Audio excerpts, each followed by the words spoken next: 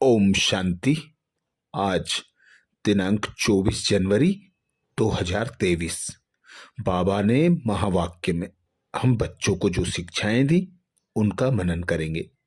बाबा बोले, मीठे बच्चे, यही संगम युग है जब आत्मा और परमात्मा का संगम अर्थात मेल होता है।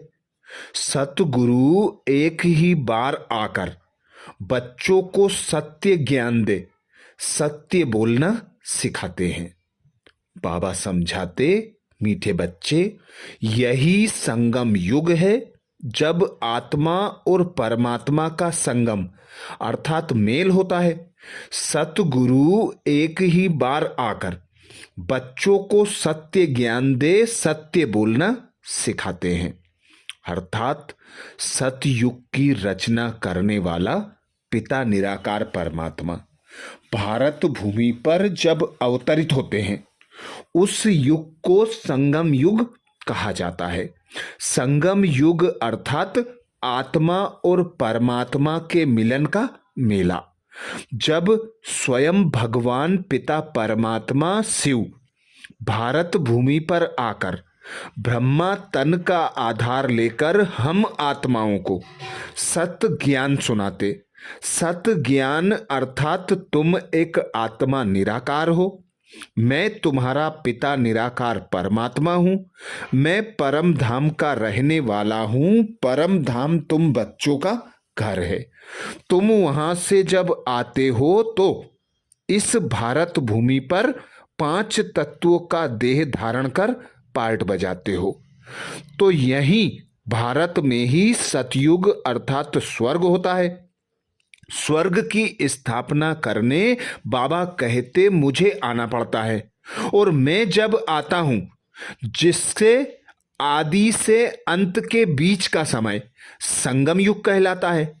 जब आत्मा और परमात्मा का मिलन अर्थात संगम अर्थात मेल होता है तो एक ही सद्गुरु है, पिता निराकार परमात्मा शिव, जो आकर हम आत्माओं को सत ज्ञान अर्थात सच्ची सच्ची गीता का सार सुनाते हैं और सत्य बोलना सिखाते हैं, जो हम 21 जन्मों तक फिर कभी झूठ नहीं बोलते।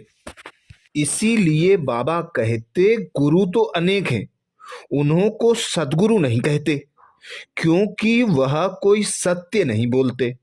वह सत्य परमात्मा को जानते ही नहीं है। जो सत्य को जान जाते हैं वह हमेशा सत्य बोलते हैं। वह सतगुरु है ही सत्य बोलने वाला सच्चा सदगुरु, सच्चा बाप, सच्चा शिक्षक। खुद आकर बताते हैं कि मैं संगम युग पर आता हूं। मेरी आयु इतनी ही है जितना समय में आता हूं। पतितों को पावन बना कर ही जाता हूं। जब मेरा जन्म हुआ तब से मैं सहज राजयोग सिखाना आरंभ करता हूं। फिर जब सिखाकर पूरा करता हूं तो पतित दुनिया विनाश को पाती है और मैं चला जाता हूं। बस मैं इतना ही समय आता हूं। इसीलिए संगम युग की बड़ी भारी महिमा है। इसी समय पर मैं आकर रावण राज्य का विनाश कर राम राज्य की स्थापना करता हूं। यह कोई शास्त्र आदि में नहीं बताया जाता। प्रश्न किया बाबा ने, किन बच्चों की अवस्था बहुत फर्स्ट क्लास रहती है? किन बच्चों की अवस्था बहुत फर्स्ट क्लास रहती है? उत्तर में बाबा समझाते, जिनकी बुद्धि में रहता यह सब कुछ बाबा का है। हर कदम श्रीमत लेने वाले, पूरा त्याग करने वाले बच्चों की अवस्था बहुत फर्स्ट क्लास रहती है। यात्रा लंबी है, लेकिन ऊंचे बाप की ऊंची मत लेते रहना है। अर्थात स्वयं भगवान ऊंचे ते ऊंचा पिता परमात्मा सतगुरु सत बाप सत टीचर आकर हमें ऊंचे ते ऊंची मत देते। बाबा कहते, इस पुरानी देह को, पुरानी देह के संबंधों को, पुरानी दुनिया के सुख साधनों को भूल जाओ। मुझ एक बाप को याद करो, मुझ एक बाप को अपना सब कुछ मानो। तो जो बच्चे निश्चय बुद्धि होकर अपना सब कुछ एक बाबा को मान लेते हैं, अपना तन मन धन समय संकल्प सब कुछ बाबा पर अर्पण कर देते हैं और बाबा की श्रीमत अनुसार कर्म करते हैं, बाबा कहते उन बच्चों की अवस्था बहुत फर्स्ट क्लास होती है। लेकिन यात्रा लंबी है। इस यात्रा में बाबा की मत कदम कदम पर लेते रहना जरूरी है, क्योंकि माया भी बड़ी महावीर है। वह भी महावीर बच्चों को ही चांटा मारती है, अर्थात नाक पकड़कर मुंह मोड़ देती है। तो बाबा कहते माया बड़ी बलवान है, इसलिए माया से बचना है तो बाबा की श्रीमत लेते रहना है, आगे मंजिल पर पहुंच जाएंगे। इसीलिए बाबा कहते मोस्ट बिलवेट बाप आकर तुमको मनुष्य से देवता बनाते हैं। उनकी याद बहुत रहनी चाहिए, परंतु माया याद ठहरने नहीं देती। त्याग भी पूरा चाहिए। यह सब कुछ बाबा का है, यह अवस्था फर्स्ट क्लास रहनी चाहिए। बहुत बच्चे हैं जो श्रीमत लेते रहते हैं, श्रीमत में जरूर कल्याण होगा। मत भी ऊंची है, यात्रा भी लंबी है, फिर तुम इस मृत्यु लोक में नहीं आएंगे। सतयुग है ही अमर लोक, सतयुग में चले जाएंगे। इसीलिए बाबा समझाते तुम मरते नहीं हो, खुशी से चोला बदल लेते हो। सर्प का मिसाल तुम्हारे लिए है, भ्रमरी का मिसाल भी तुम्हारे लिए है और कछुए का मिसाल भी तुम्हारे लिए है। अगला प्रश्न किया बाबा ने, मुरली सुनते समय अपार सुख किन बच्चों को भासता है? मुरली सुनते समय अपार सुख किन बच्चों को भासता है, अर्थात अनुभव होता है? उत्तर में बाबा समझाते जो समझते हैं। हम शिव बाबा की मुरली सुन रहे हैं। यह मुरली शिव बाबा ने ब्रह्मा तन से सुनाई है। मोस्ट बिलवेट बाबा हमें सदा सुखी मनुष्य से देवता बनाने के लिए यह सुना रहे हैं। यह सुनते यह स्मृति रहे तो सुख भासेगा। अर्थात जो बच्चे मुरली सुनते समय खुद को आत्मा अनुभव करते, अपने सम्मुख पिता निराकार परमात्मा को अनुभव करते, सदा यही स्मृति रखते कि जो भी ब्राह्मणी मुरली सुनाती है, ब्रह्मा बाबा मुरली सुनाते हैं, तो इनके तन में आकर शिव बाबा हमें मुरली सुना रहे हैं। तो अतीन्द्रिय सुख की अनुभूति होगी और सदा उच्च श्रीमत धारण होती रहेगी। और मनुष्य से देवता बनने के लिए जो बाबा ने लक्ष्य दिया, लक्ष्य समान लक्षण धारण होते जाएंगे। गीत सुनाया बाबा ने, प्रीतम आन मिलो। आगे बाबा कहते यह वास्तव में पढ़ाई है, सिर्फ भेंट की जाती है। यह विषय विकार है जहर, यह ज्ञान है अमृत। यह तो मनुष्यों को देवता बनाने की पाठशाला है। आत्मा में जो खाद पड़ी है, एकदम मुलम्मा बन गई है, उसको बाप आकर हीरे जैसा बनाते हैं। शिवरात्रि कहते हैं, रात्रि में शिव आया, परंतु कैसे आया, किसके गर्भ में आया या किसके शरीर में प्रवेश किया, यह कोई जानते नहीं। उनको शरीर का लोन लेना पड़ता है, गर्भ में तो आते नहीं। आ करके सबको सुख शांति आनंद प्रेम पवित्रता का वर्षा देते हैं। तो जो बच्चे बाबा को जान जाते हैं, बाबा को पहचान जाते हैं, ब्रह्मा मुख वंशावली ब्राह्मण बनते हैं, उन बच्चों को बाबा कहते जो बाप से सुख शांति का वर्षा मिलता है, औरों को भी देना है। सर्विस जरूर करनी है। श्रीमत देने बाबा को आना पड़ता है, तो उस श्रीमत अनुसार बच्चों को भी सर्व आत्माओं की गति सदगति करने के निमित्त बनना चाहिए। आगे बाबा समझाते, अब राधे कृष्ण व ब्रह्मा विष्णु आदि को प्रीतम नहीं कहेंगे। प्रीतम तो एक बाप है, वही शिव पिता परमात्मा सबका प्रीतम है, जिसे गॉड फादर कहते हैं। बाप तो जरूर वर्षा देते हैं, इसलिए बाप प्यारा लगता है।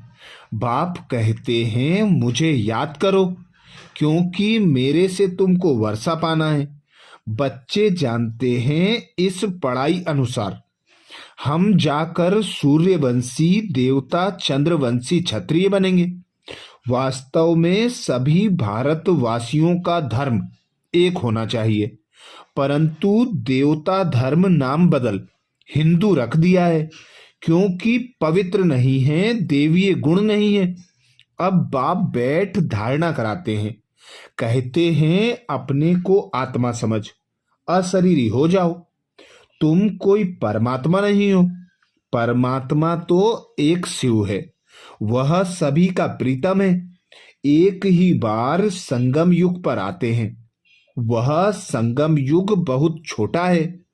सभी धर्मों का विनाश होगा, ब्राह्मण कुल भी वापिस जाएगा, क्योंकि उन्हें ट्रांसफर हो देवीय कुल में आना है। बाबा कहते हैं मेरे पास जो सुख शांति का खजाना है वह बच्चों को ही आकर देता हूं। यह जो माताओं पर अत्याचार आदि होते हैं वह भी ड्रामा में नूंद है। तब तो पाप का घड़ा भरेगा। कल्प कल्प ऐसे ही रिपीट होता है। यह बातें तुम अभी जानते हो, फिर भूल जाएंगे। यह ज्ञान सतयुग में होता नहीं, अगर होता तो परंपरा चलता। वहां तो प्रारब्ध है जो अभी के पुरुषार्थ से ही पाते हैं।